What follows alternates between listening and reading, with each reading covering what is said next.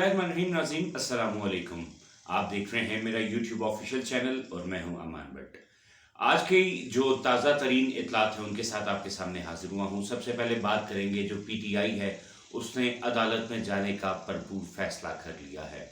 इसके साथ साथ जो पीटीआई है उसको बल्ले का निशान क्या वापस मिलता है या नहीं मिलता, इस हवाले से भी बात की जाएगी। और साथ साथ जो इस टाइम पीटीआई की नज़रें हैं वो सुप्रीम कोर्ट में हैं या पेशावर हाई कोर्ट, इन दो जगहों से उनको उम्मीद है कि रिलीफ दिया जाएगा।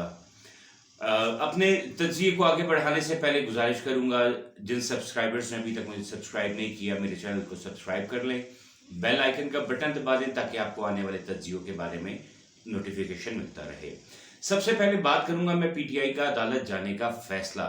आखिरकार जब से इलेक्शंस की डेट अनाउंस हुई है पीटीआई को जो है वो अदालतों की जानिब से काफ़ी हद तक देखा जाए, कुछ दिनों पहले जो फैसला आया था सुप्रीम कोर्ट का, उधर से उनको इंसाफ मिला था, रिलीफ मिला था साइफर केस में। अब और साथ साथ इलेक्शन कमीशन ऑफ पाकिस्तान को भी ऑर्डर दे दिए गए थे कि एक लेवल प्ले जो फील्ड है वो फराहम की जाए तमाम पार्टीज को। पीटीआई के तहफ़्फ़ुज़ात थे, उसके बारे में भी सुप्रीम कोर्ट ने बड़ी सख्त अल्फाज में इलेक्शन कमीशन को हदायत दी थी, जिस पर इलेक्शन कमीशन ने कहा था हम सारे तहफ़्फ़ुज़ात तमाम पार्टियों के दूर करेंगे और पीटीआई के जो भी तहफ़्फ़ुज़ात हैं उनको भी क्लियर करेंगे। लेकिन साथ साथ अभी कल की जो सबसे बड़ी हैपनिंग है वो यही है कि पीटीआई से जो है वो बल्ले का इंतखाबी निशान वापस ले लिया है। इस टाइम जो मौजूदा चेयरमैन पाकिस्तान तहरीक इंसाफ हैं गौहर अली खान, उन्होंने जो है वो पटिशन दायर करने का फैसला भी कर दिया है। अभी तक ये ज़राए से मालूम हो सका है कि अभी तक ताहाल ये फाइनल नहीं किया कि वो पटिशन सुप्रीम कोर्ट में दाखिल करेंगे या पेशावर हाई कोर्ट में दाखिल करेंगे, लेकिन पटिशन दायर करने का जो है वो फैसला जो है वो मुकम्मल तौर पर हो चुका है।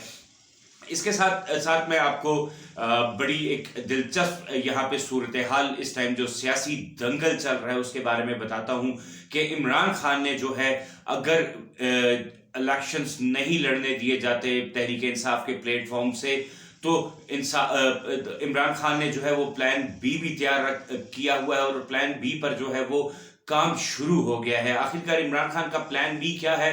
प्लान बी ये है कि या किसी बड़ी जमात के साथ इल्हाक कर कर इलेक्शन को लड़ा जाएगा या फिर जो है उम्मीदवार जो है वो आज़ाद हैसियत से खड़े होंगे।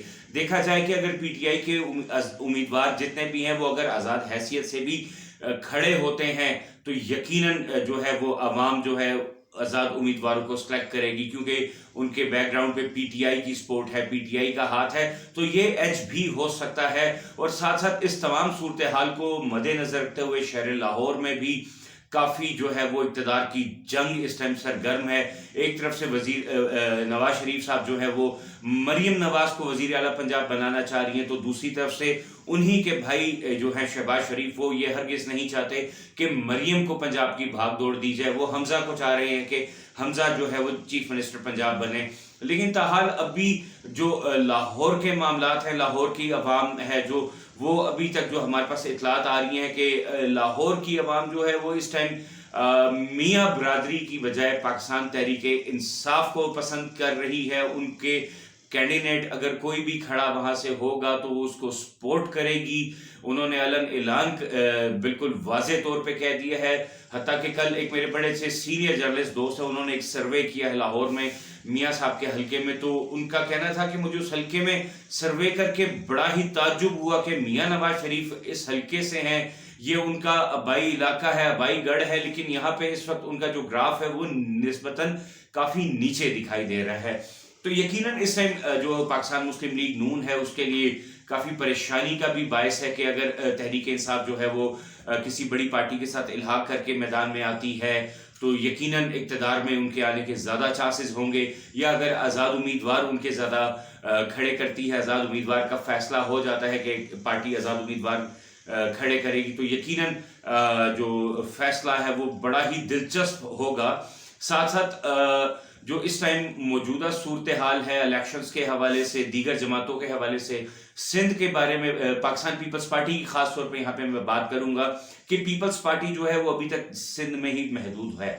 सिंध से बाहर उनका जो है वो स्कोप नहीं देखा जा रहा। बिलावल भुट्टो ने और आसिफ अली जरदारी ने बड़े दावे किए थे कि पंजाब में भी हम जो है वो अपने पाँव मजबूत कर चुके हैं, लेकिन ताहाल अभी तक जो पीपल्स पार्टी है उसकी मजबूती पंजाब में या फेडरल में नज़र नहीं आती, सिर्फ वो जो है वो सिंध तक ही महदूद हो चुके हैं।